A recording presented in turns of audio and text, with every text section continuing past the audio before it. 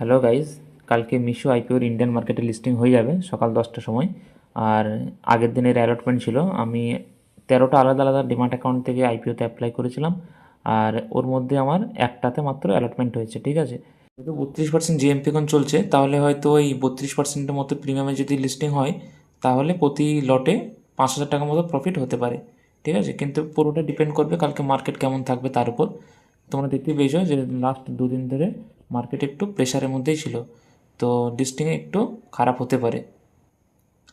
তবে চেষ্টা যতটা করা যায় হোল্ড করার, কারণ আইপিও খুব ভালো, তো অনেকটা প্রফিট দিতে পারে, মোটামুটি আপ টু 50% পর্যন্ত প্রফিট দিতে পারে।